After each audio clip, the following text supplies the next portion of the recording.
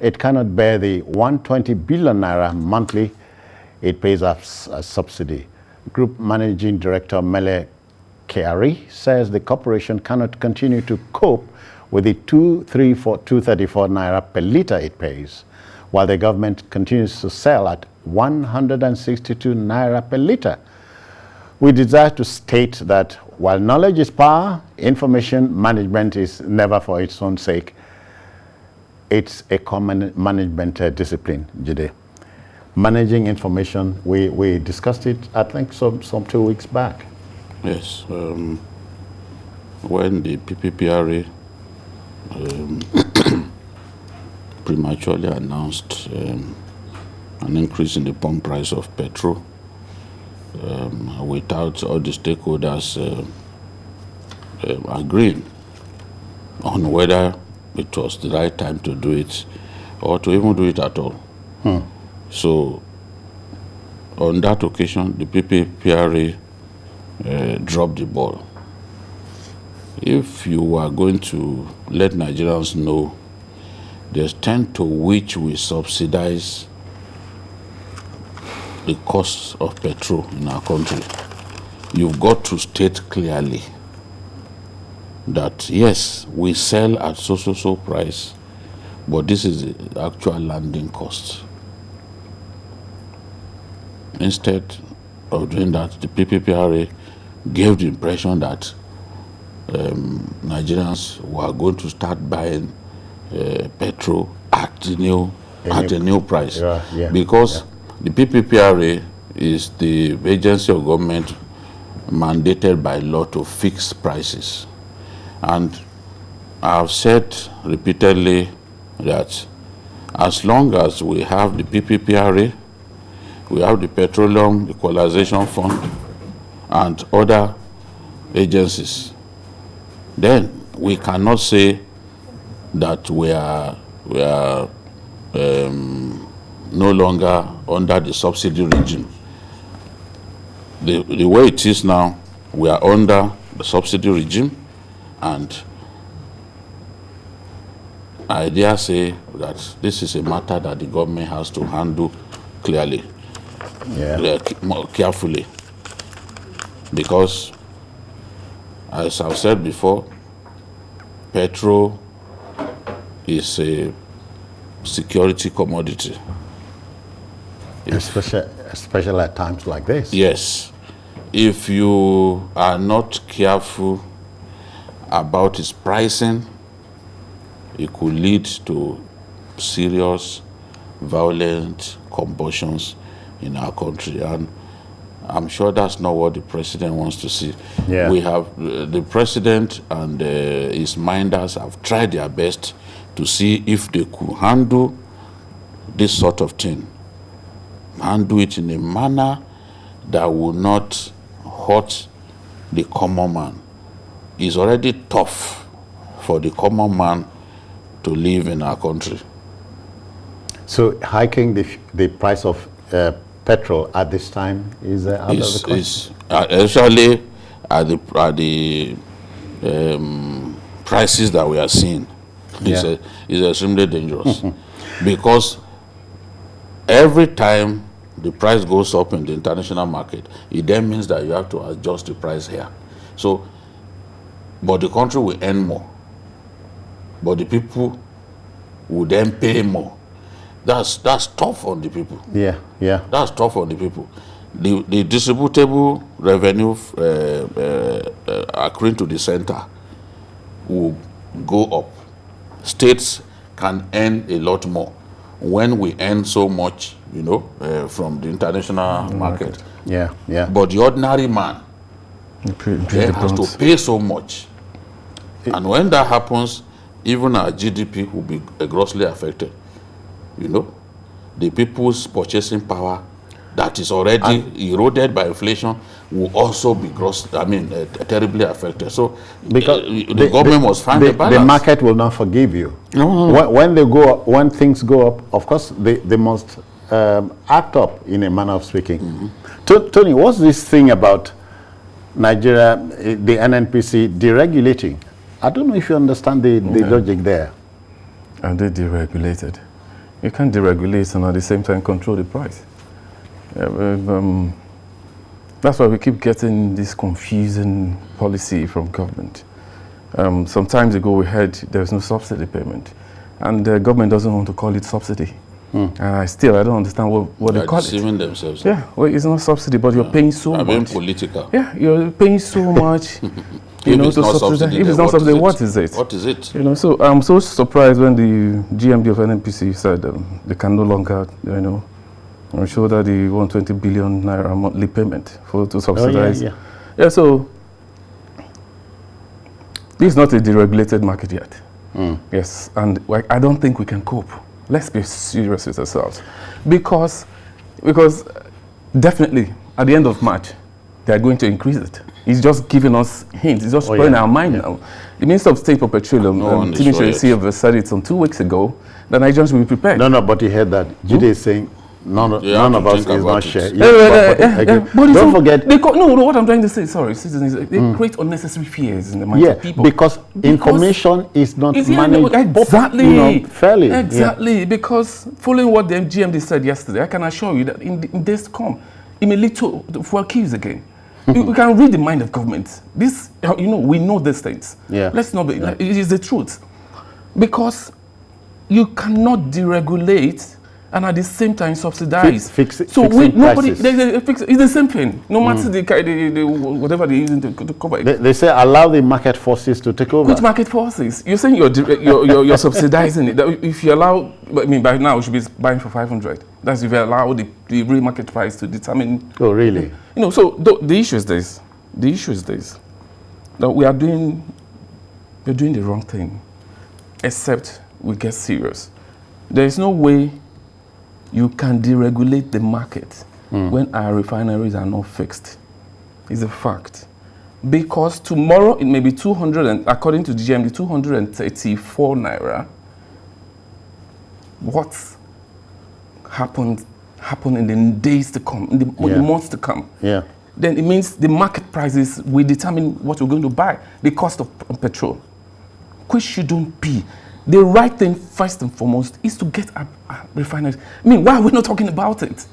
Why are we not talking about it?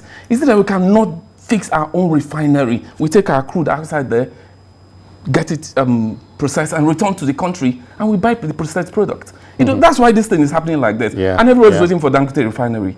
I said Dangote is government. Waiting and why waiting. Why can't we, at least if we cannot, sell those ones? They said, no, we can't, and then you just voted some money after you said you cannot fix it, after the turnaround maintenance and all that.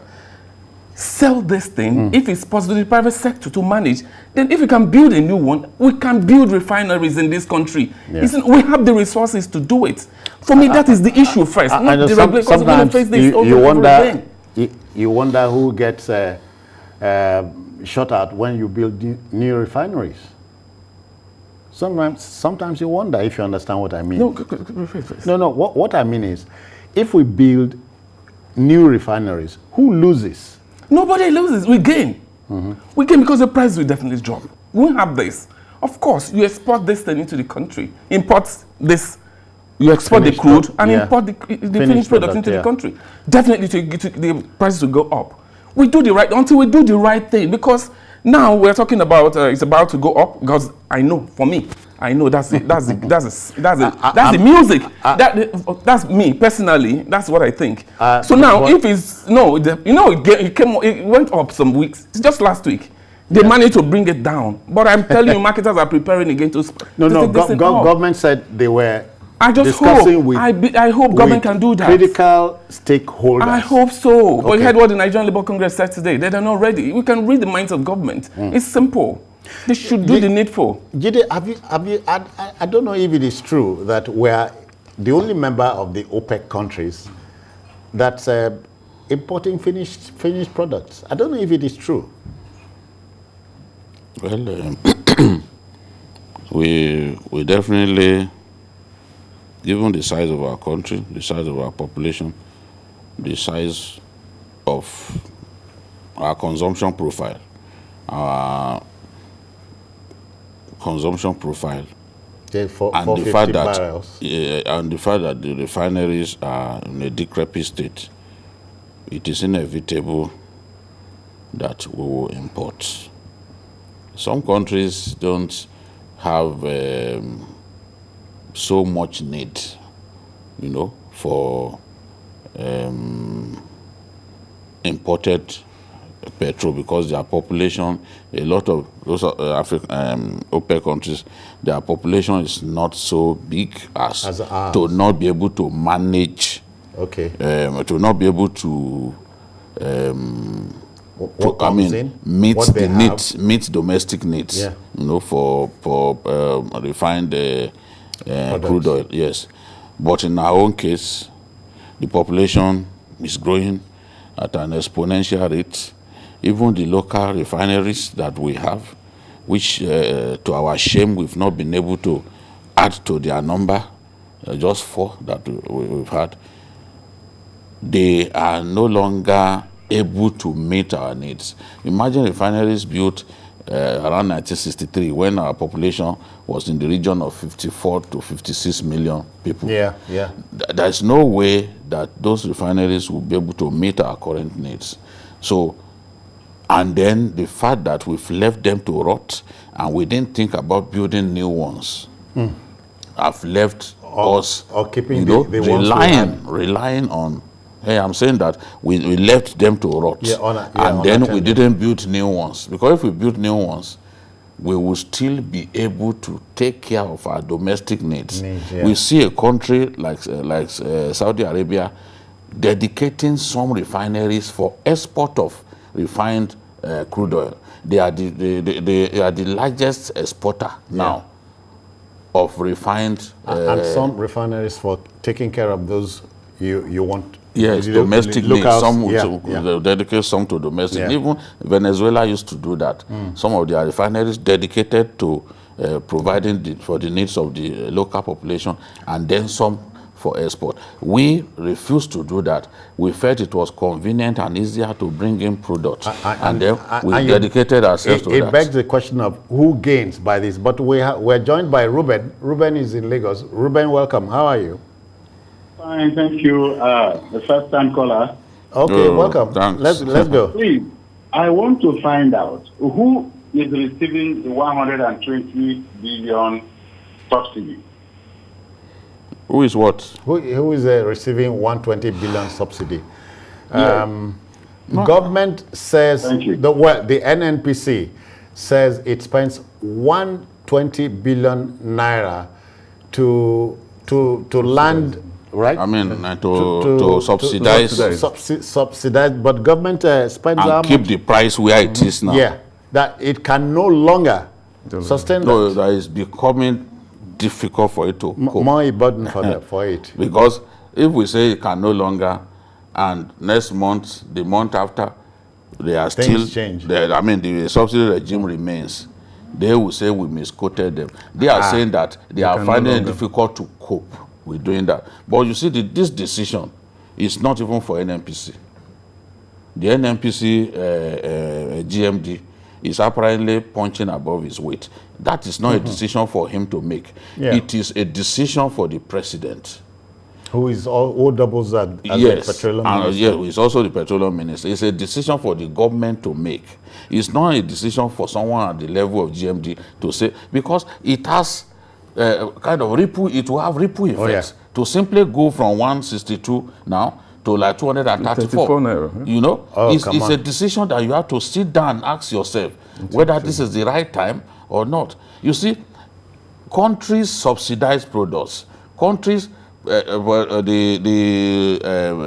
Thailand, they will subsidize rice, for example, to encourage rice growers and all that. In our own case, this product has become more like a curse. It has turned us to lazy people. We refuse to do what is right. And NNPC from crude oil says continue to remove money to pay subsidy while making Nigerians to believe that subsidy is no longer the case. We must move on. Time is a master, and we don't need to beg issues there. Just to say to the NNPC, information is the currency of democracy.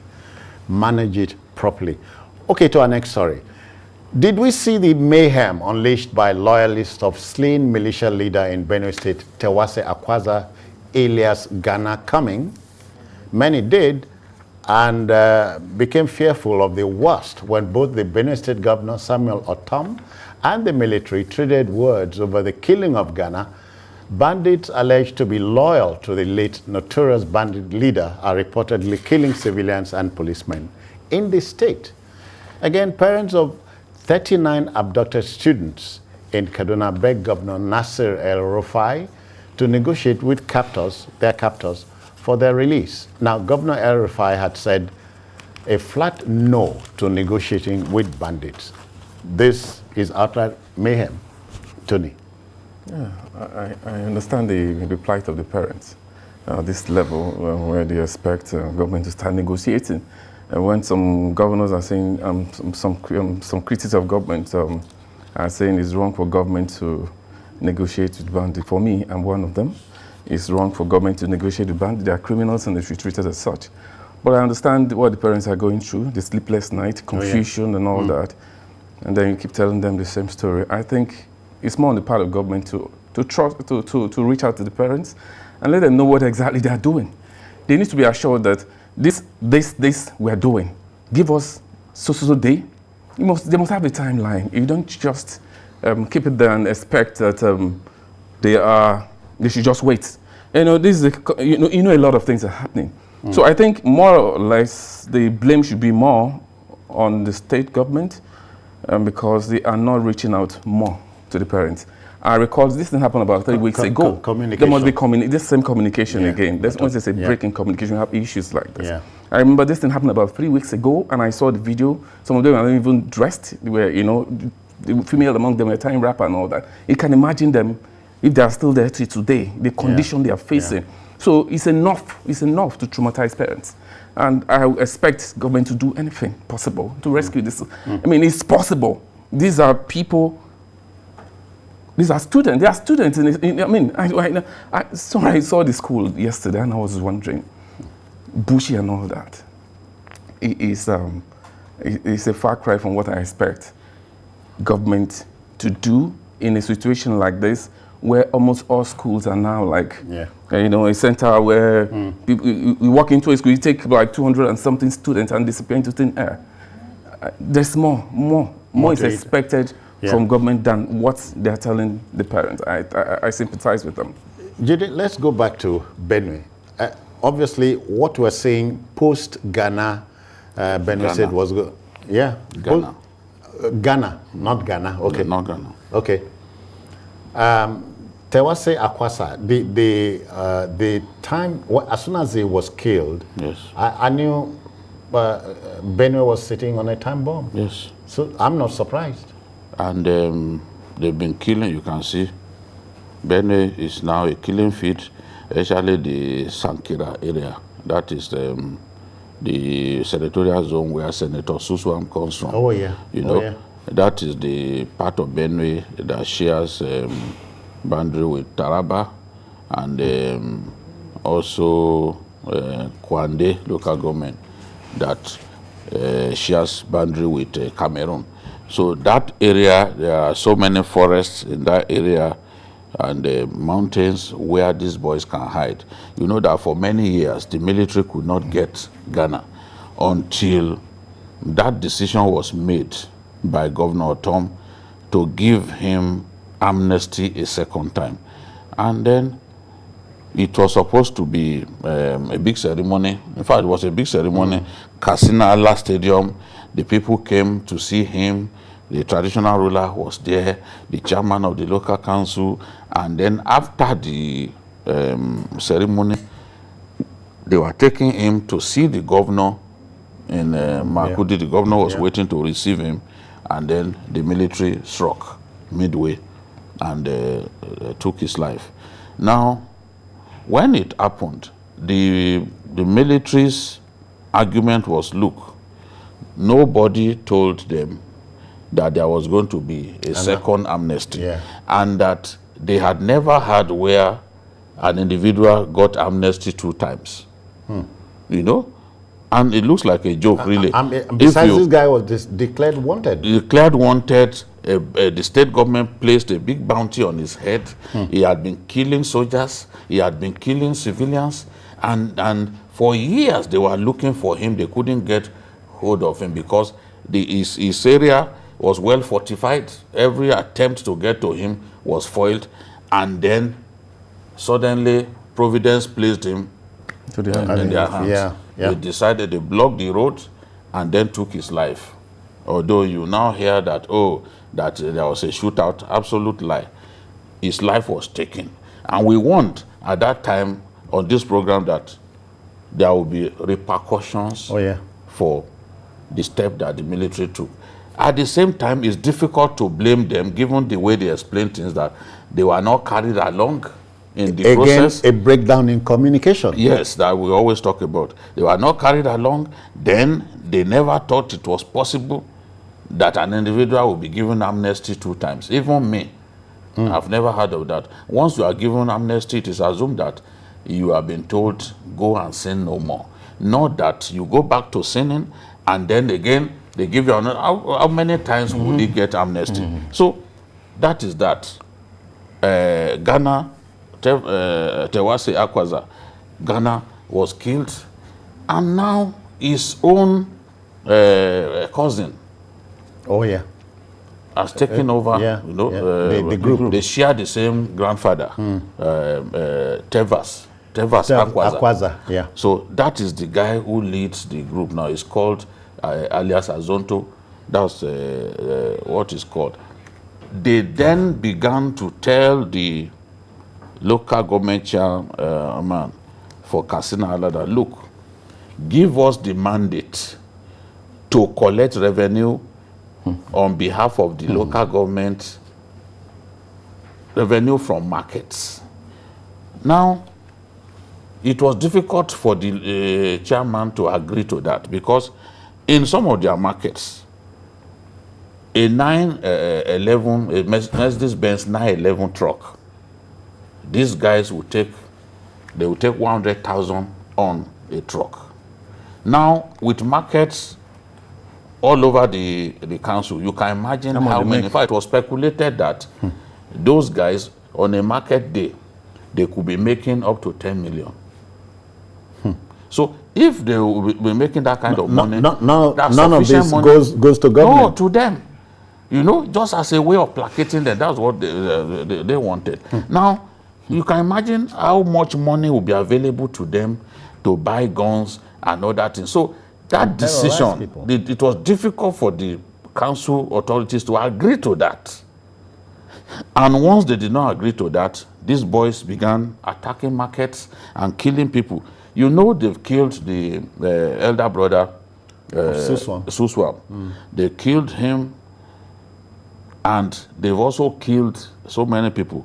On the 5th, for example, they went, on the 5th of February, they went to the home of the chairman, burnt the maternal, then killed people, burned the home of his maternal father, killed him. Let's do something. I hear we must go on a commercial break. We'll be back. Please stay, don't go away.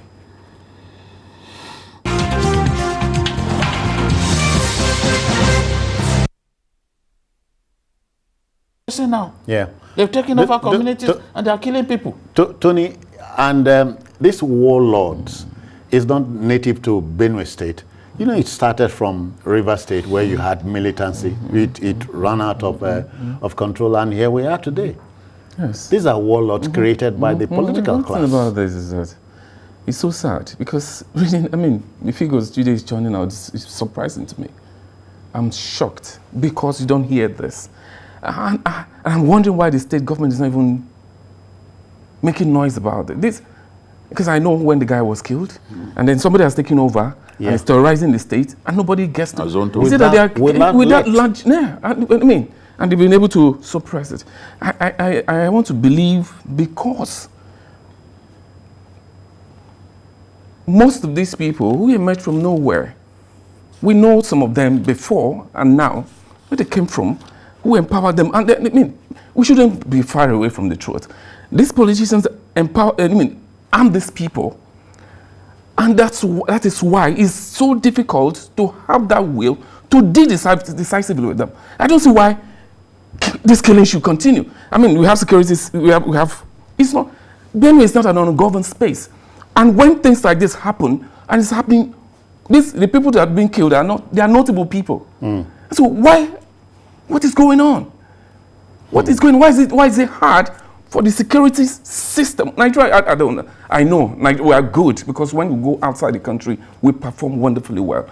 Why is it then that we find it hard to nip this thing in? Why have we elected to injure ourselves and we look at the outside world, come and help, or something like that? Who helps us? We have to help ourselves first.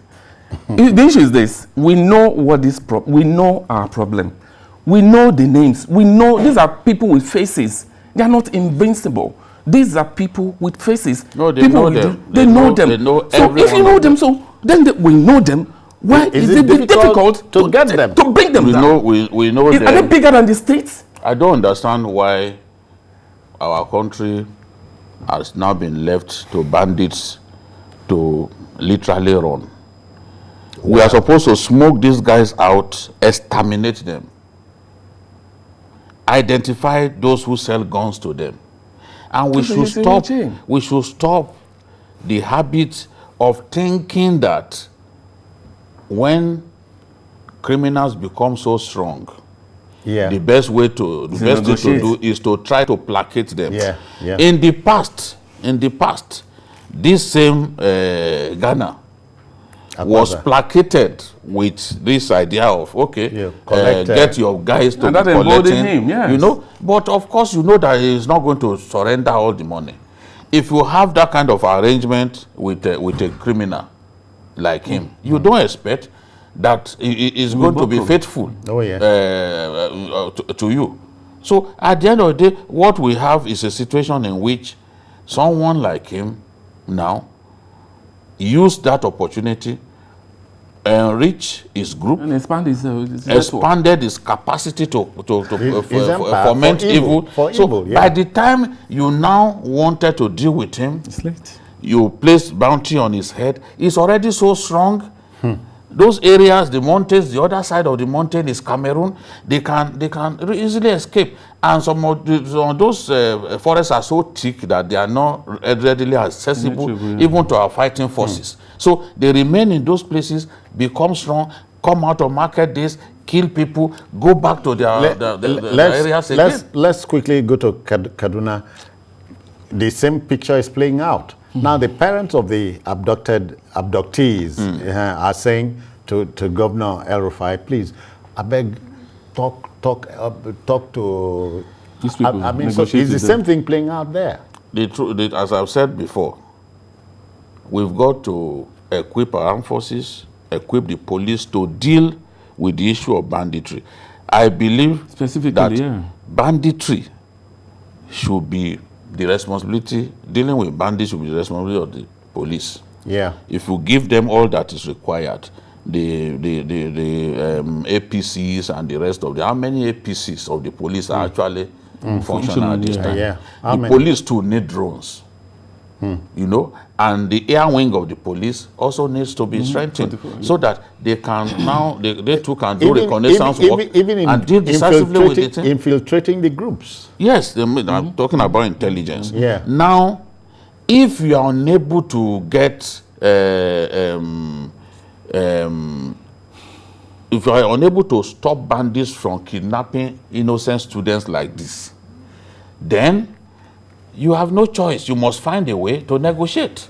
The alternative to negotiating to have your people freed, because in America and other places, one life, they value one life. So man, let no one tell you that they don't negotiate. It's absolute falsehood. They negotiate, but they negotiate through third parties. Israel negotiates. Israel is ready to give up 2,000 detainees. Hamas members detained for one soldier. We've seen that happen. Even if you Google, you see different examples. Even corpses. Israel is ready just for the corpse, the remains of a soldier. Israel is ready to negotiate, release bad people, Palestinian suspects in his custody. Which makes a soldier in Israel will become ready. He will feel proud to defend the and even the flag. losing his life in yes, the process. he will be ready to give up his. To give up his life. Now the point I'm saying is, we must be in a position whereby these bandits cannot threaten the well-being of our country and its people. If we are able to do that, then they won't be able to pick people as they are picking people. But if we are unable to secure our schools, then when they pick people, it's inevitable that you must get those people out of their custody, whichever way you can do it. Limited time. Because if these people, if they start killing these individuals, the blowback will be extremely bad for this government. If they start, nobody is going to say, oh, El-Rufai took the right decision by not negotiating. Yeah. People can say that to the extent that no one has been killed. Yeah. You must find a way to either rescue them. I know that's difficult. But the point that I'm making is secure the schools, secure our communities so that they cannot kidnap people anymore. But for now that they've kidnapped people, you must find a way to get those people out of their custody. If you do not do that, and they waste maybe 30 lives or more, how are you going to defend that? All right. People are going to say that if it was your child that was there, that you will have negotiated. Then the word we're looking for is information. Information. Very, very key. Okay, straight to deal with them later. Our next story. That's story number 3. The Lagos State authorities played host to members of the national football team, the Super Eagles, on Thursday. We know as well that the national team is where you find a vestige of unity and cohesiveness, especially in a time of helplessness like this. Governor Babajide Sanwo-Olu has begged the boys to beat both Benin and Lesotho national teams because, according to him, he said, football, according to the Lagos hemsman, is a national treasure for us as Nigerians, and Lagos has historically favored the Super Eagles. So wish them well with prayers and good cheers, end quote. But we're presently number 35 in the world and number 5 in Africa, behind Senegal, Tunisia, Algeria, and Morocco. Let's take some reactions from the event. Please sit back.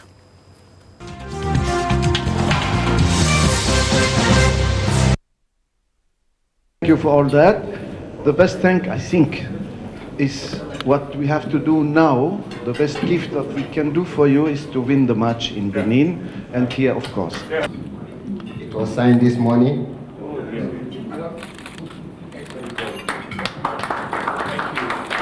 Sport is a unifier for all of us. Sport is a detribalized means of identification. Sport speaks no language, it speaks no tradition, it speaks no religion. Everybody just come, irrespective of your race, your tribe, who you are, and we all put it on the table and we slug it out. So it's a unifier, and it's something that usually heals our country. Even when things are down, when we have security issues, when we have all sort of negative things coming out from the country, you can use sports, you can use football to heal that wound for us. And it's on that note that I want to charge you. I want to encourage you, I want to appeal with you that do everything you can. Do everything. In the same way where Iheanacho has just scored an hat-trick, 2 weeks ago, and I saw him holding his ball. Even afterward, the next match again, he still scored.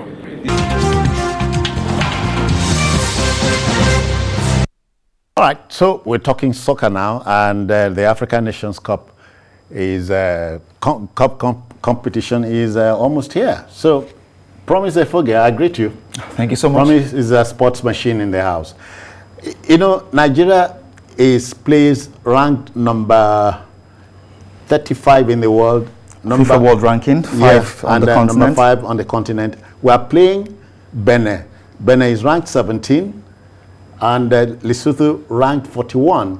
In the whole world, Benin is ranked 83, and Lesotho 143. Should be a foregone conclusion for us. I think experience has taught us that rankings don't play football. Oh, really? Yesterday, Comoros qualified for the Nations Cup. Against the run of play? Yes, their first time. That's the first major competition they would qualify for as a country. I mean, a group that has Egypt, a group that has Togo, you know, a group that has Kenya, you know, bigger teams. So we saw how Sierra Leone almost embarrassed us in Benin. Yes.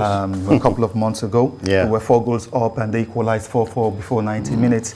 I told someone, I said, if that game had extended 2 more minutes, Sierra Leone would have won that game. You know, so the Eagles, so shameful. the Eagles have learned their lessons. So Genotro has made us understand. You hope so.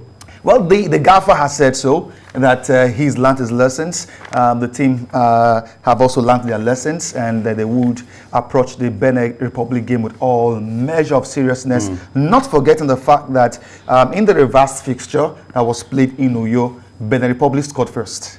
We had to equalize, and then a second half goal by Osime was the savior on the day. So the Beninois are not an easy meet. Promise anything goes in soccer. You know, it's not a 2 times 2.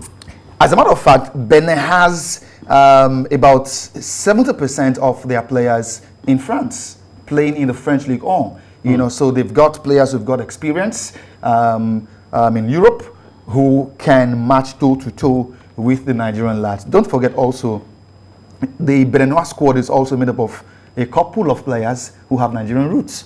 So it's almost Nigeria playing against Nigeria. Yeah, Jide, our captain, what's his name? He's not a non-playing captain, but he's there to ginger the boys up. Yes. And I hear the Benin captain is also not playing. Yes, that happens. Sometimes you need the towering presence of an inspirational captain in the dressing room. You know, so these boys sometimes help the coach. You've seen Bruno Fernandes, sometimes when he's substituted, he goes right to the bench, joining the coach in gingering the boys to just make sure that they get that good result over the line. Yeah. So with his presence, and given that he's been the national team for so long, yes, he does not have a club currently, but it's not as if he's finished. He still has some football in him. The players respect him, and they are going to enjoy his presence. I think that it will be of tremendous help to the national team. Onegmide did that as well, bringing a player along with him that he knew he would not play at the World Cup. He wanted that player, to help him, you know, in gingering the players to give their best. So I think that we have every reason to go get a good result in Benin Republic, but everyone talks about the defense of the Super Eagles. No, of the Benin Republic team, that their defense is so strong. So you are going to have to work hard for any result. Football has changed. Football has changed. You see, Madagascar, many people didn't expect Madagascar to do what it did at the last African Cup of Nations. But that's to tell you that more and more countries are coming of age. Even what the Super Eagles in the group stage, remember? Yeah. At the Nations Cup. Oh, yeah. So more and more countries are coming of age. Leicester did to your team, Man United, just last week. Well, for me, I wasn't really surprised because if you observe, Leicester had been Premier League winners before, and Leicester had remained up there since the beginning of the season. So when people talk about that's the FA Cup anyway. Yes. So when people talk about Leicester City, they shouldn't talk like Leicester is such a weak team. They talk about top 6, and they mention teams like Arsenal that have not even been able to get above 10th position. Now I understand. And they list them. This conversation they list them among the top 6. No. Top 6, you find teams like Leicester there, and they've been consistent. You were leading 3 goals to nothing, and you let the 3 goals go. No, let us. Who are leading? No, that's not. We're talking about a different match. Let's talk about the Eagles. So see, Nigeria against Benin Republic, you know, see what we're facing. Let me come in here quickly. Let us not imagine that the opponent is weak. Oh yeah.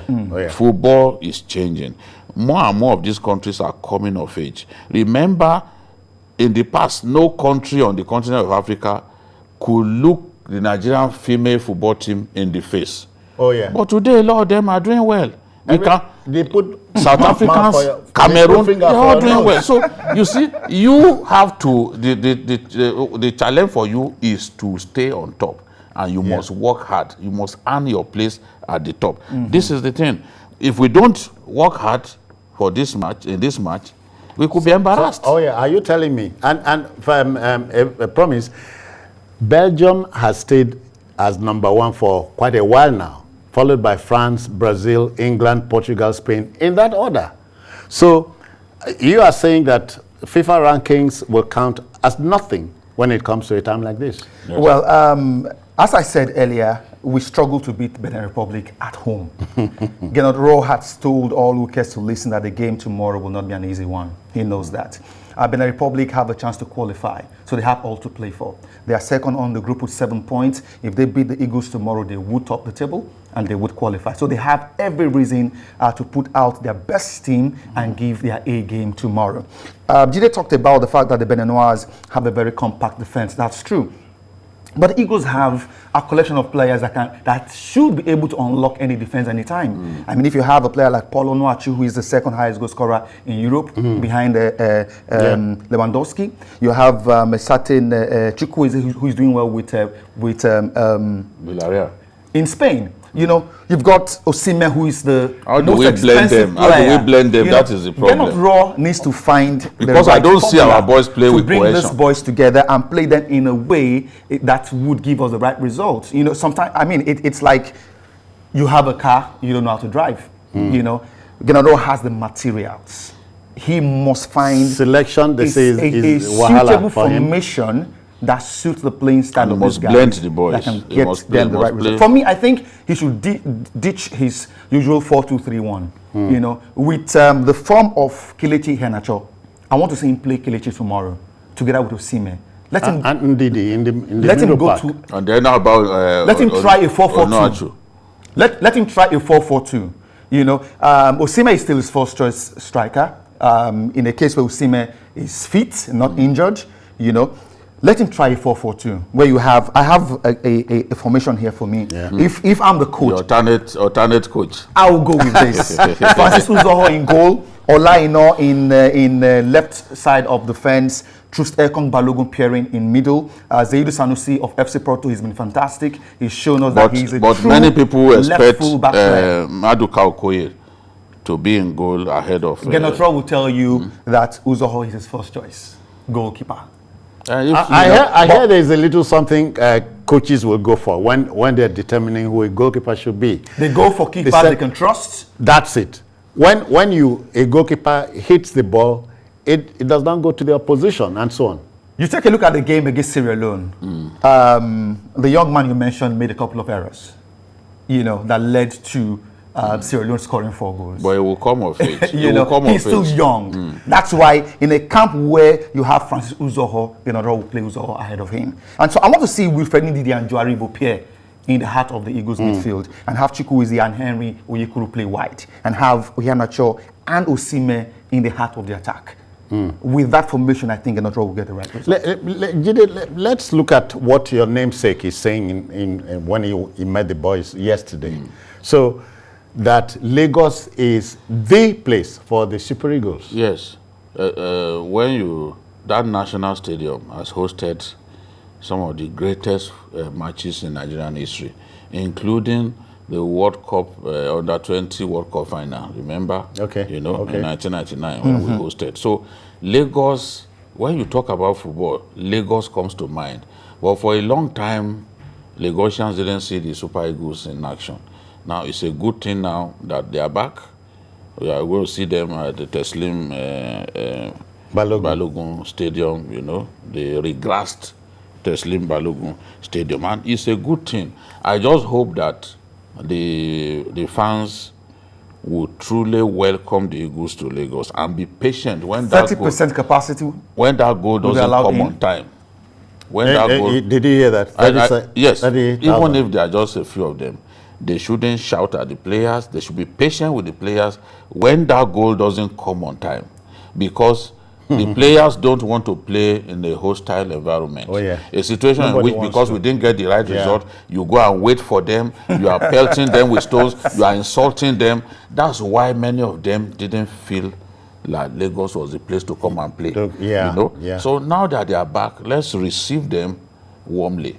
And I want to believe that the Lagos crowd would comport itself and treat the Super Eagles like their own loved ones. Yeah, well, it's only natural promise that you vent your spleen at a time like this. So you expect the governor had interceded, look, please, these are our brothers. And football, they say, is one vehicle we use at a time like this to... Well, they are not just our brothers, they are our own ambassadors as far as football is concerned. But of course we know how Nigerians take football religiously. Like Babajide Sanwo-Olu said, it's a unifying factor. It's one thing. You guys were talking about banditry on the show earlier on. Football is something that makes Nigerians forget about the issues in this country. And when football is not doing well, when you are playing well, we're having issues with the economy, having issues with security. Should we have issues with football again? They shouldn't. You know, so I hope they get to qualify. All they need in Benin Republic is a point. It's a draw, yeah. A point. Yeah. If they get to qualify, they come back to Lagos and they play with no pressure against Lesotho. And I think all may be well with them. For the records, Nigeria is ranked number 5 in Africa. Benin number 17, and Lesotho number 41. Statistics can sometimes be... No, but you need it. We saw Portugal struggle to beat Azerbaijan a couple of days ago. They needed an own goal. If you are put in a box, a bullet to your head, give me the scoreline that's in your head. What would you say?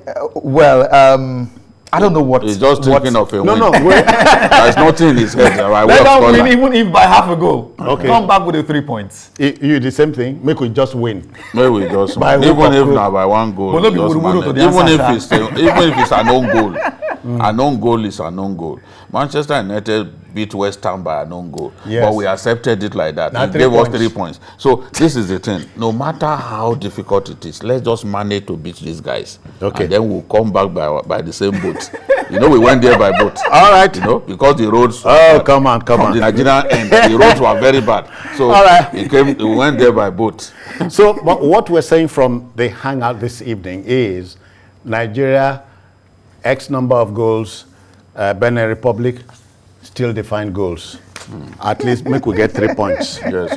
And on behalf of the backroom boys, we say thank you. But then we look forward to a great outing tomorrow. Thank you, Promise Efoge. Thank you. And on Sunday. Of course. Tomorrow is Saturday. No, the game is tomorrow, Saturday. Game is tomorrow. And they will return to Lagos on I thought Sunday. you were talking about... No. I was going to thank Tony Waje, who was here too. No, Tony Waje was also here. Not forgetting Jide Kolade Utitoju. Yes. I thank you very kindly too. All right, that will just about do it on the program today. On Sunday, join us from 1:30 on the Hangout. We're on YouTube at youtube.com/TVC News Nigeria. I'm Citizen Jones. Bye-bye now.